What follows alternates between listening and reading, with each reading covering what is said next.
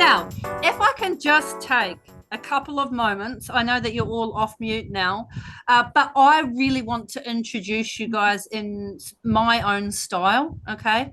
If I can, to begin with. So, Lee Smith is joining us super early, all the way from WA, and is our number one agent over here, actually. But very much, as you can see, runs Lee Smith Realty, powered by the luxury branding. Madeline White, Mike Cranston. I used to work with these guys many moons ago. Mads, when I first started real estate, I used to listen to you on the phone, getting non-negotiable about your negotiations with people. And I learned more than you probably realize just by listening. Mike, you've just gone gung-ho and into real estate, but you were actually one of my original clients when I was little old me, had just started real estate. And I'm pretty sure you were at the tail end of your building days. And look at everything that you've created. So thank you for being here. Really excited to have a chit chat to you this morning. Jasmine Rowland, JHC Realty, New Zealand, down there in Cromwell. What a superstar marketer.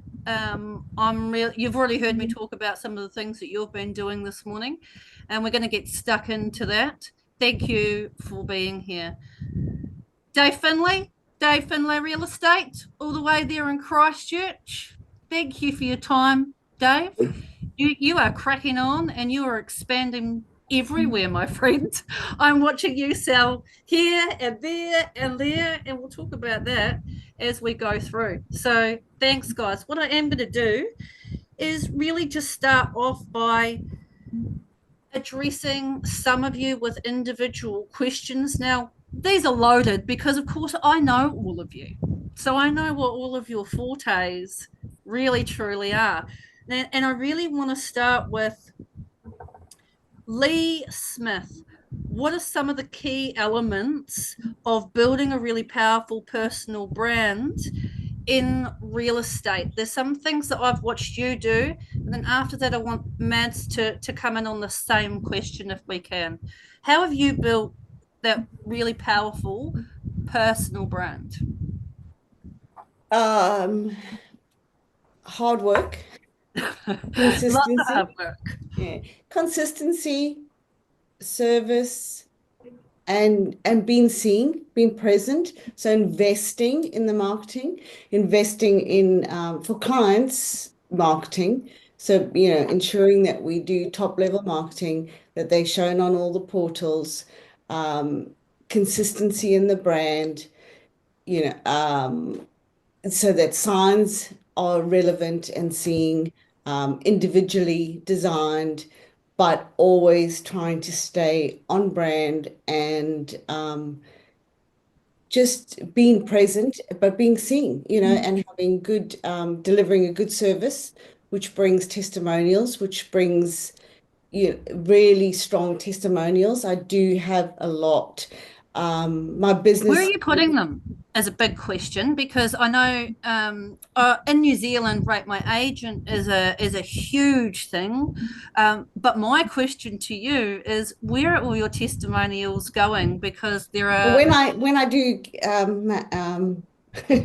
stay and get them, they on realestate.com. So realestate.com, because that's where most of the sellers look, most sellers and buyers. Because buyers turn into sellers later on, So that's where most people do their research. So they go on and then obviously they filter through to Domain and Rate My Agent and that. I don't Rate My Agent. I do put them on there, but they filter through from realestate.com. So that's where the most go on the I think the reviews. upgrade does filter out to places like Google and things now, which is Yes. incredibly important. Now, I want to make this point. You are so about being on brand. that we had a conversation the other day about when you leave the house, even in the weekends. Madeline, I bet you're exactly the same. I would not dare catch you down at the supermarket on a Sunday morning in your tracker decks. Not going to happen. Lee, like, that's who you are. You're always on point. And Yeah, Mads, I've seen your cars with the bubbles. You are always branding you. Talk to me about some of the key things that you've done that have really stood out, that have branded you. I remember people saying when you were going to certain appraisals, park down the street. I don't want my neighbours knowing I'm selling. Yeah, So that's what have very you done, Madeline? That's made a that's very difference. true. Yeah, that's very true. Um, I've had sign written cards now for probably 20 years, and that has been fantastic for me because people think that you have got numerous cars, and I do, but there's only one that's sign written. So I can go to people's places without being in a sign written car. But that branding is important, always looking professional, because you don't know where your next purchaser or vendor is coming from. You don't know who's watching you. It's like when you're out, I don't go out and drink and carry on like that because, people watch you. So I'm always about being professional, looking good, protecting the brand that I work under and also my own brand. Yeah, yeah. I love that, and I've seen different versions and different designs over the years, and it works. We recently had a guy called Glenn Cortino, who's really well known in Australia and has recently moved over to Hollywood and is doing a fantastic job over there now. But he maintained, I don't care what anybody likes, doesn't like. I always have a sign written car. I drive it absolutely everywhere. I don't go anywhere without my badge on. Why? Because it brings me an extra 4 to 5 deals every year. And it's all coming in from somewhere. Okay. Awesome. All right. Mike, you've got some fortes that I want to talk to you about actually, and this is going a little bit off, maybe a little bit off script, but again, I know your fortes. One of the things that I have been quite good at in my real estate career is relationships, and we all know that building relationships across the industry are absolutely key. What are some of the key relationships that you have built yourself that have really helped you in your business? I refer quite a few clients to different lawyers in Dunedin, and in saying that, they've then given me back other clients as well. So they recommend me because of my building background. I can quite often see problems before they're actually a problem, and I can get to 90% of the time I can get it fixed or give the advice to the proper people to get it done. Things like that. I always You run a have really big referral-based business now, don't you, because of that? all my work is referral based now. I don't. Did you guys hear that? Those that are listening? All my work is referral-based now. Yeah, I get like I listed 2 yesterday. They came through lawyers. One's going to be it will be a difficult one because it was flooded out 3 times. So in South Dunedin, so you're up against the stigma of that. And of course, he's had a very checkered past. So also, there's not a lot of money. So the advertising will be to a bare minimum, but I'll be going through all my contacts, and I'm sure I've got plenty of buyers for that particular property. Yep, absolutely. Hey, if anyone can do it, Mike, it's you. Now, I want to cut over to Jasmine if I can, because I brought you up earlier this morning for those that were listening in a marketing capacity.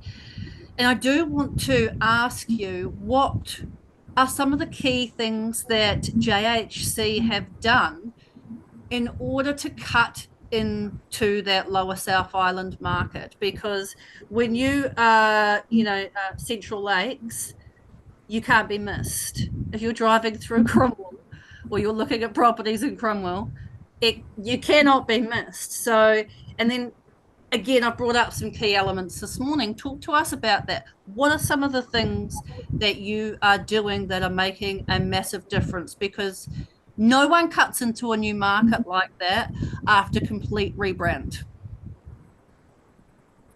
Emily, so what we do at JHC is we've built a brand. So a brand is JHC, and you'll find us everywhere. And we actually, you could probably, pop Hilary and Carlin, they're sitting waiting to come in as panelists as well, and they can probably bump in and add to this. But for us, it's about building a brand. So we wanted to build something that was recognisable in our market, and it's its own persona. So JHC Realty, Dreams into Realty is our persona. And I'm just the J in JHC. So when it comes to market cut through, I'm very fortunate that I work alongside my two great friends, Hilary Seagrave and Carl McNulty, being the H and the C. Together we have an attraction-based business. So we're not out knocking on doors or anything like that. We are just living our truth. And people are attracted to that. So it's about being authentic to who we are and promoting an entity, a brand, and doing it in the bougiest way we can. And you know what? I have seen there are two bakers here. And I know that Hilary goes out and delivers her shortbread, which makes my mouth water. And Madeline, I remember you used to do quite a bit of baking and bits and pieces as well. It's the love touch. It's the I actually care about you phenomenon, isn't it? It's Hilary, talk to me about that, because you spend quite a bit of time in what I call, I just say to Jasmine, is Hilary out loving people? Oh, yeah, that's what she's doing today. So talk to us about that, because it's obviously working. Yeah, hello everybody. Anyway, so it's just been kind. I think for us, with our brand, we just want to be kind. So how could I be kind? For me, it was quite practical. And we've just got a lot of people that are a bit lonely, elderly people, and also people that come into our community. Our community is a bit more of what I call an entrepreneurial community. So people have chosen to come to this area. So sometimes they're a bit lonely, and it's just because they don't know people yet. So for me, it was being a link, and letting JHC be a link in their lives. So not all about real estate, but also being just kind, being a friend. And so what I've tried to do since I've been in Cromwell is that when people have come in and I've sold them a house, is then to continue that process and to link them into the community, whatever way that is. And part of that was forming groups. And I have quite a big, strong group. It was like a beginner group to Cromwell group. And then I link them all together. We'll go out to the movies once or twice a month, or we'll do other things, and we just keep inviting people. And that's all started through me selling them houses. It's sort of the joke amongst this very large group, that it all started with me selling them a house. But then it's not selling people a house and then dropping them like a pancake. It's saying, okay, how else can we help integrate you into this community? And we're a bit lucky because Cromwell's small, so we can do that, and I get that. But I think even within perhaps Christchurch, Auckland, these other big centres, there's still a way that you can do that. And then it means that we naturally get referrals. They just happen very naturally and in a really kind, good way, because they have had a good experience with JHC. And so my way of getting into doors also is to say, I'm just popping in with a shortbread or a gingerbread loaf. I was delivering a lot yesterday. And it doesn't need to be a long visit. It can be a very quick, short visit. But I'm giving them something. That's JHC, we do that a lot. It's all about us giving. When people come to an open home, they get a gift. So it's about us giving, not always taking. I think you hit the nail on the head there, Hilary, when it comes to a couple of things. So, one thing that I hear coming from all agents who are fantastic at what they do is value. Value for the people that they're speaking to. And without that value, you're not going to get indoors. And then the other thing that I heard you talk about just then, which I actually train people on coming into real estate, is have you started your local community group? Are you talking to your local schools, your sports clubs, your youth centres, your churches? I wasn't even religious at the time that I was working with the church in Dunedin, but they had so many amazing things that they were doing in the area of Halfway Bush that why would I not have got myself involved and let the community know and brought everyone together? I think that's a really key thing that most agents are missing. And I started that group a couple of years ago, and it now has about 8,000 local community members. Great. That's a key. Now, Carl, what Hello. I've watched, you were saying this the other day, and I want to just raise it.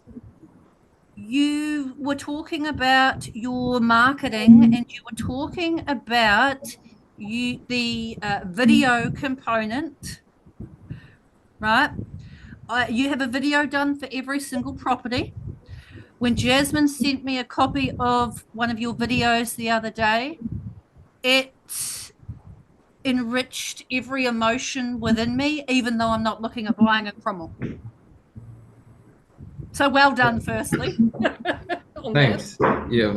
But tell me about that. For those that are listening, what's been the key there? There's something there that is really grabbing your entire market, not just community-wise and shortbread-wise, and leaving a shine effect. I think there's an element of personalization that comes with the videos that we put with every property. It's not just presenting the property, it's selling an idea and what is the experience like, what is an experience to live in this property? Morning, night, sun coming through, whether you're the kitchen, the dining, the bathroom, the bedrooms, it doesn't matter where.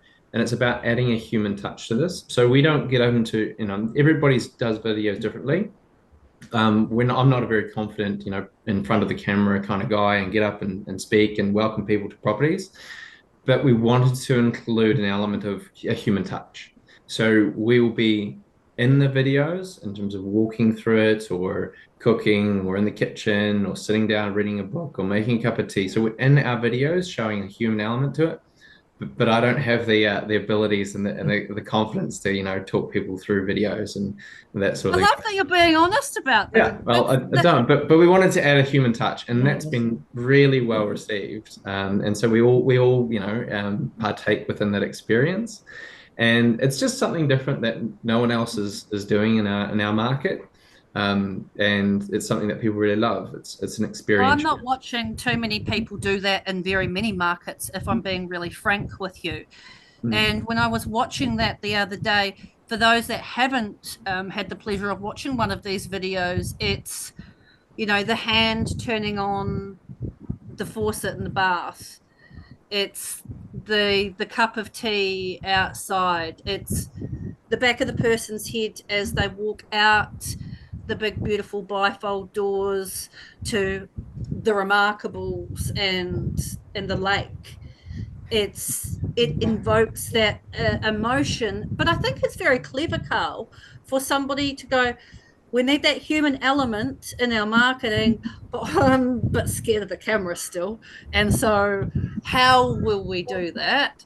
I think that's really clever. And so that those community groups, the baking and the shortbread ladies, the referrals back and forth, the human touch, and always being on brand. You know, you are never going to catch people like Lee or Madeline White, like I said, down at Woolworths on a Saturday, Sunday morning in their trackies. Not going to happen. I'm still waiting for it, okay? It's not going to happen. So always be branding you is pretty important. I want to cut to Dave before I come back to another couple of questions that I do have. Dave, you've also rebranded and you have gone out on your own, and you are doing an incredible job, by the way, but you are selling here, there, and everywhere too.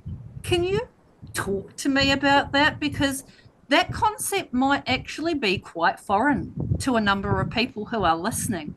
How is it that you are managing to do that? Why are you down the other end of the South Island or over in the West Coast? Or what is happening? And what are you doing? And how are you doing that? Sure. I've been in the game 28 years, so I have a lot of good relationships. It's all about most of the selling. Anything you sell is all about having good relationships. So over the years, it's just been referrals, as Mike touched on. I'm similar. I get a lot of referrals. I don't chase a lot of business like I used to, but I have guys come to me and go, "We've got such and such on the West Coast. Is it something you could sell?" And they've used me before, and I said, "Sure." I've got a subdivision in Clyde, just launched a week or so ago. And you're in Christchurch, might I remind everyone.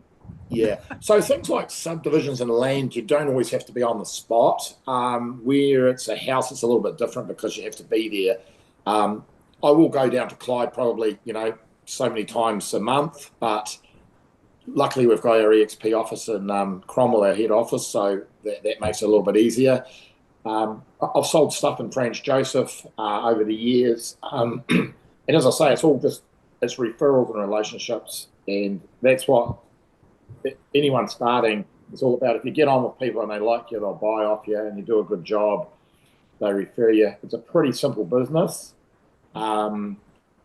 So in 28 years, there's been a lot of changes. Like the internet wasn't around. We used to be on faxes or, there wasn't even signs. I remember the card system for a database. Yeah. The signs, I started in 1996, and signs were just a new, they weren't on all properties, they were just a new thing. To be on the front page of the Christchurch Press in the property section, the press would select which property went on there. You couldn't just buy it. It's just all the industry's changed. REA, has come in and really professionalised the industry to a high standard, which has been really good. Just think there's a lot of change. But as I say, your question is, it's all just about relationships and getting on with people and just doing what you say you're going to do. It's very simple. So. And I really want to delve into that, Dave, because one of the things that I actually always say, you probably heard me with this spiel before, but it came up yesterday again, and not from me, and that was the last time you were sick, you needed surgery, or you needed a tooth pulled out, or you had a hole in something. When did you call your local dentist and say, "Hey, I've got a hole in my tooth, except how much are you going to charge? And how long will that take, do you reckon, to fix it?" And, okay, well, I'm just going to call 5 other dentists. And you don't do that with your doctor either. You don't try and negotiate with your surgeon about how you need half price of his fees, because you don't do that. And you also don't call around maybe 5 other doctors, unless your doctor's not that good, before you actually go and see them. And so I will often talk about becoming the real estate doctor, becoming the real estate advisor. And this came up in the room yesterday. And are you that real estate advisor? I think the people on the screen probably are. And I think that is one of the things that probably sets them aside, is not being a transactional agent. The peoples that are on the screen at the moment, their job is not done in their mind once the keys are handed over and the settlement has taken place and the sign's gone. They're still calling next week.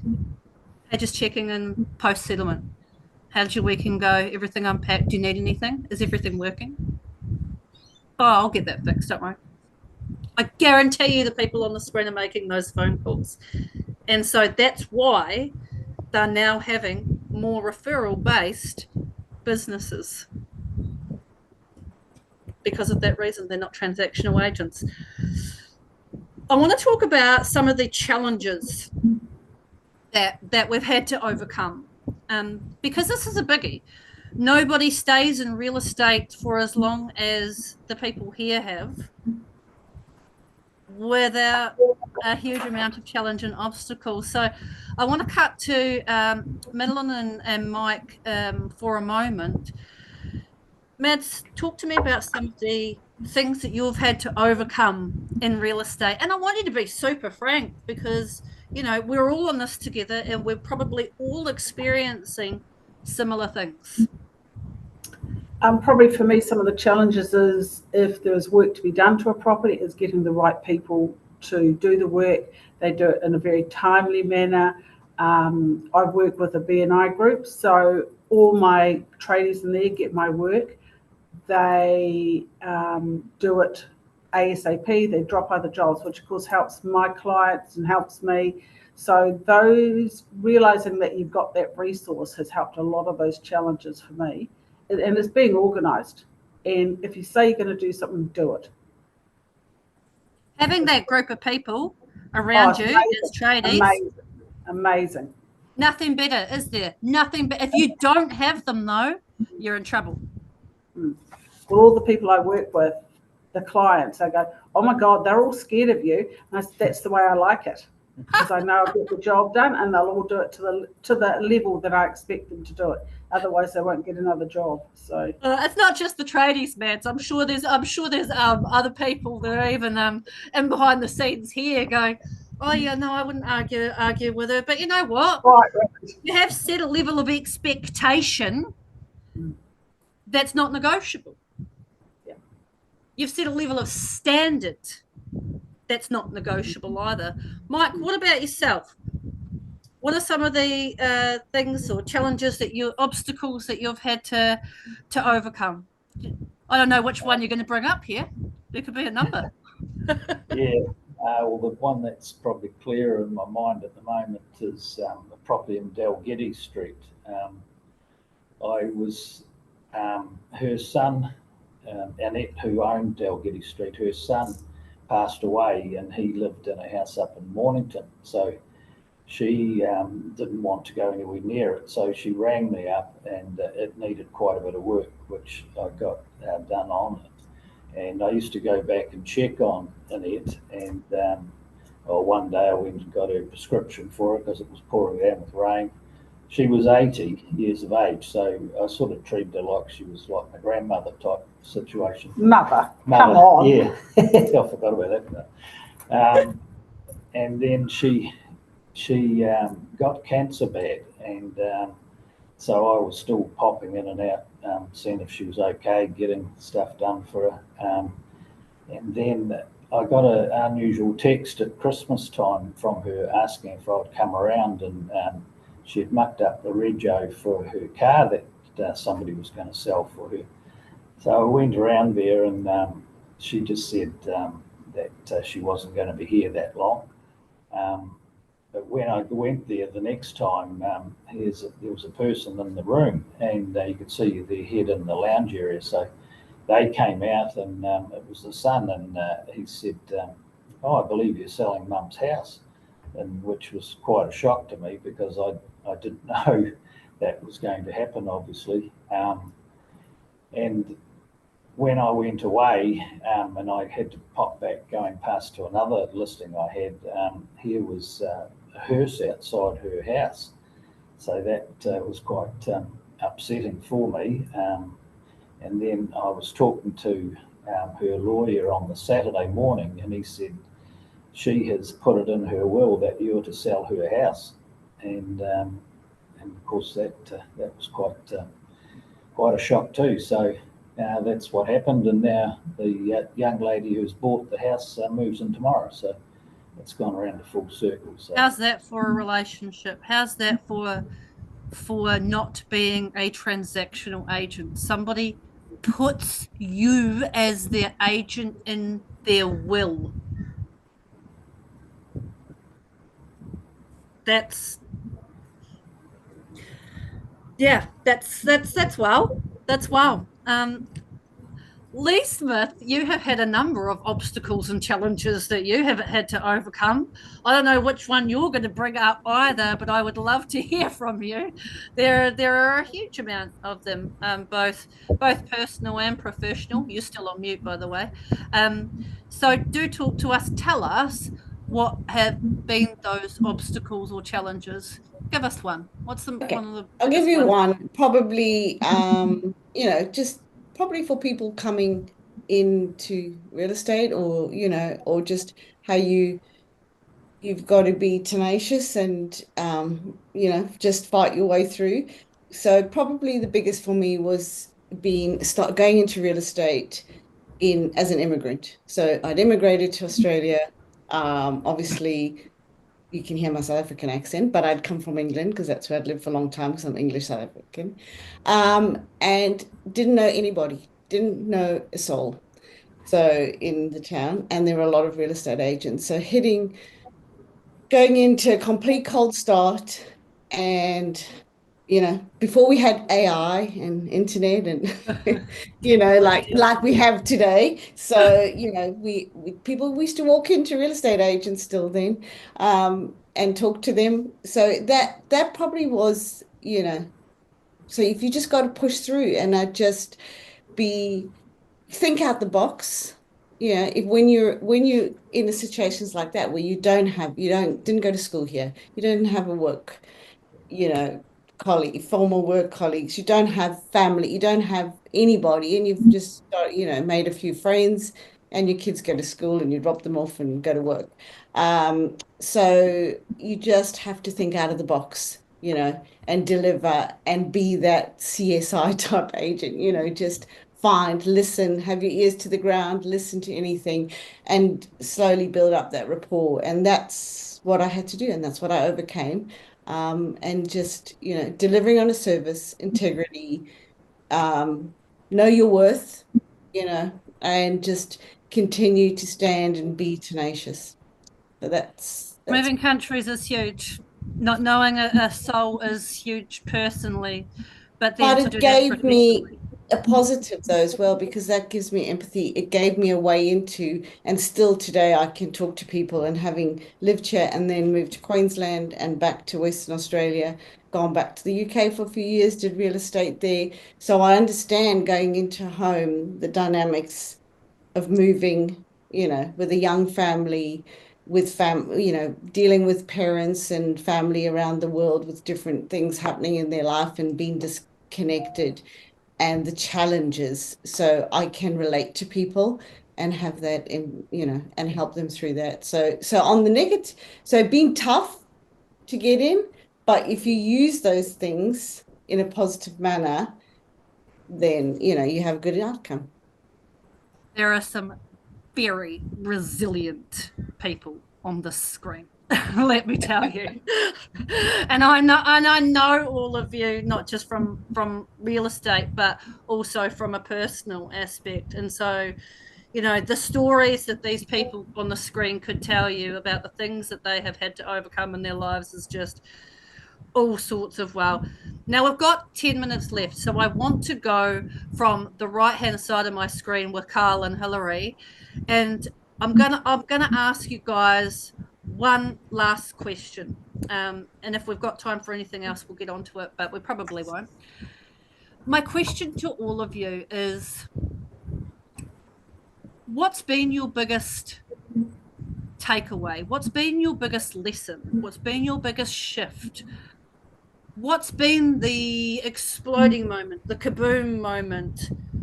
Or it could just be a lesson. Like me, I've now taught myself that if I get the hunch of, oh, they're tidying up, oh, there's a skip bin outside, oh, I bet you that house is going to go on the market soon.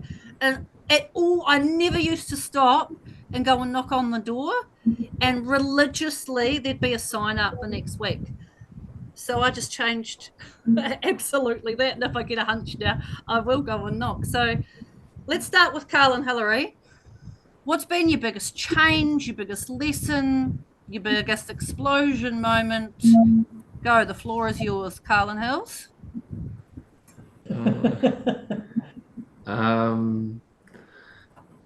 There's many, isn't there? There's many. I think. I know there's so many to choose from. I can in see terms your of mind ticking over. Yeah. reading the room, I guess, so to speak, would be anybody that's having a change in their life. It doesn't matter whether it's a triumph, a disaster, it could be death, divorce, desperation. You don't just go and leave your card in the letterbox. Like it's you see them as a human being, and you talk with them about how is life, what is the next step. Nothing to do with real estate. It's just about just being a human and respecting and appreciating and acknowledging their circumstance. And we've had that.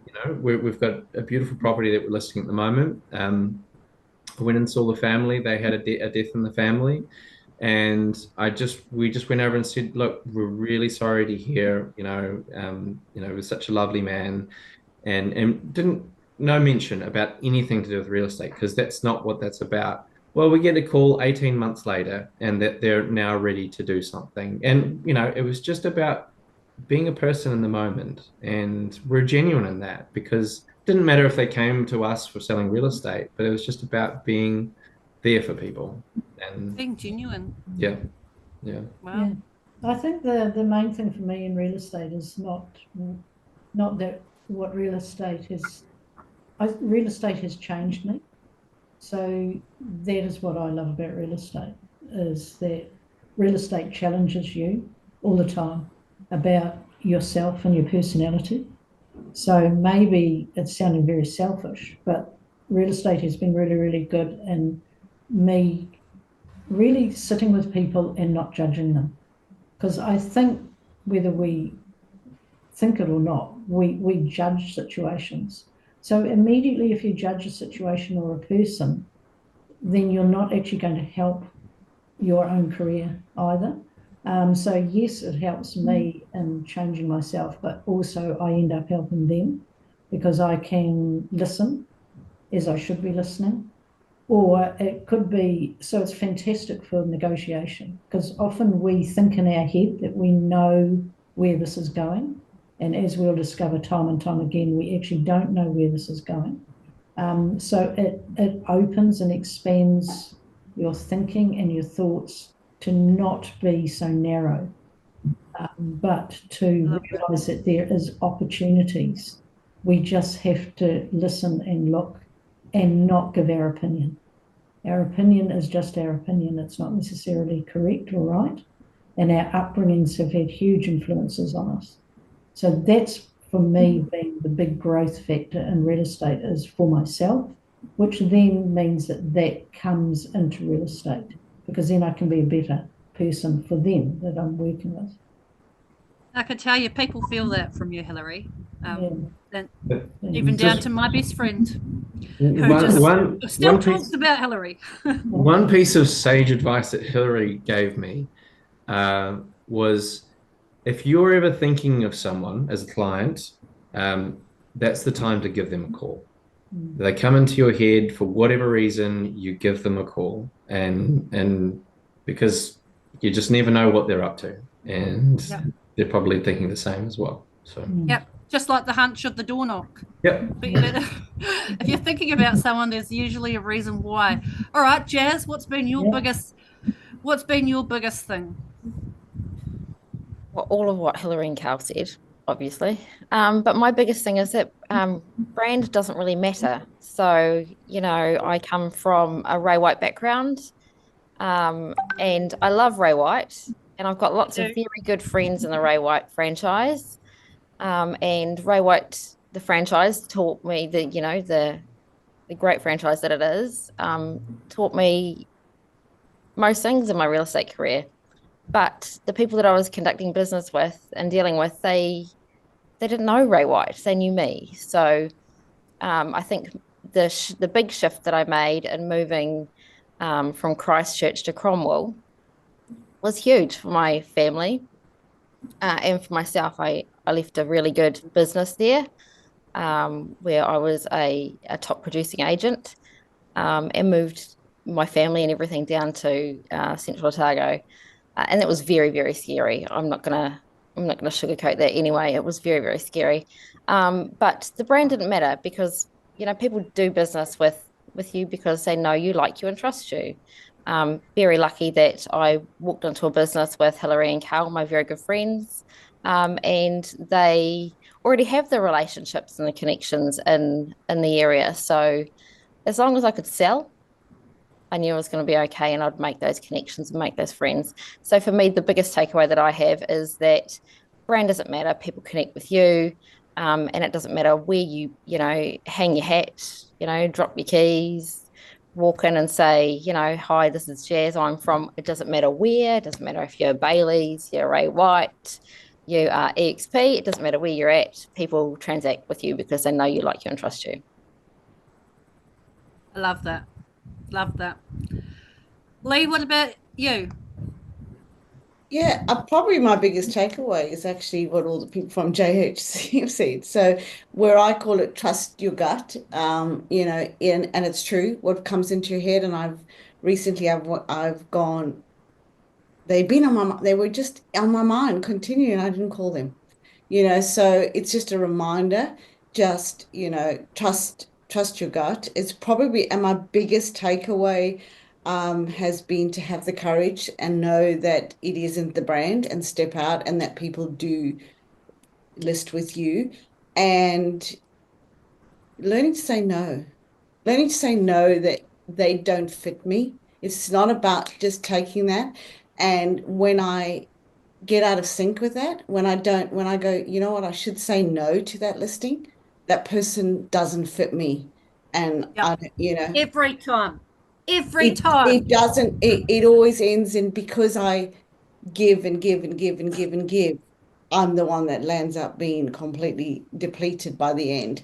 And so I think it's having that courage, probably comes with old age and wisdom, that is to say no, that it just doesn't fit, and it could turn out unpleasant, so learning to walk away from business, trusting yourself, knowing my worth, all these things that I've learned from stepping out from a big brand and setting myself up and collaborating with the EXP is, all those things that I've learned to take on myself that have been there. And just don't give up. And people do list with you. People work with you. Absolutely. You connect with the people. Yep. Awesome. Dave, what about you? I've had Wrap it all up for us. I started real estate on a Monday. On the weekend, I was a runner in another life, and I was out running, walking down. And there was a car sort of driving up and down in front of me, stopping and looking at houses. So I eventually caught up. It was quite hot. They had their window down. And I said, "Hey, you're looking for a home?" And they go, "Yeah, we are." And I said, "Oh, I'm a real estate agent. Give me a phone number and I'll ring you back." So I rang them back, and on the Monday afternoon, I arranged to pick them up. I took the lady for a drive around area she liked to live in, and I just said, point out a house, what sort of home you would like. So I like that one there. So I'd stop the car and go and knock on the door, and I was astounded. I think out of probably 15 door knocks, I got into about 5 or 6 homes and shit with me, because I said, "I've got a buyer in the car, they like your home, would you be interested in selling?" And just carried on from there. And I was astounded how many people, if I knock on the door, I was at Harcourts, I've got a lady in the car, she likes your home, would you be interested in selling, or do you know anyone in the area who is? And they go, "You bring them in." I was just astounded. And I spent probably the first 6 months just door knocking, and I got a lot of business out of it. If you knocked on 100 houses, you'd probably get 2 within 3 months. It's just astounded how many people would let you in the home. If they offered, "I would like to come and have a coffee," I always took up that opportunity, because you could, one, you build up that rapport, they're on your database. I call it rubbing bellies. I'd rather knock on 200 doors and make 6 phone calls because it's not as personal. Whereas, you've got that opportunity for people to build that relationship with them. And yeah, that was one thing that worked really well for me. I've had other instances where I've sold a lot of stuff off market that kind of confidential stuff that, say there's 40 unit titles, one owner. I have a client that quite often buys those sort of things, and I just downsell them for them, and I can't advertise them. So it's sort of like I might sell you one, and then I go, mate, you must have a couple of mates who'd be interested in something, and then it just goes from there, and then, yeah, they're all sold off. It's the connecting, isn't it? Yeah. It's just like the referral stuff. Just relationships, as I said earlier. And if people like you and trust you, you're 99% there. And real estate has had a lot of changes, but that personal touch has never changed. If people like you, they'll do business with you. It's pretty simple, really. That's never going to change. We've just got so much more technology, more platforms, more marketing, more marketing opportunities than we had 20 years ago, even 10 years ago. The marketing of properties has changed significantly, and it's continuing to do so. Absolutely, it is. Right, team. Well, I would like to, we're out of time, unfortunately. I could be on here, I'm serious, all day with you lot, talking real estate. I really could. But I want to say a huge thank you because you've all given up your time to add for the people who are listening, not just today, but thereafter as well. So a huge thank you for giving all of your golden nuggets. And I'm sure each and every one of you, if I was an agent sitting in New Zealand, I would be on the phone to you guys, and I would want to have a relationship with all of you, because in my humble opinion, that's better than going to any amount of conferences that I could ever possibly attend. So thank you so much, guys. I really, really enjoyed this session. I really did. Thank you. Appreciate it.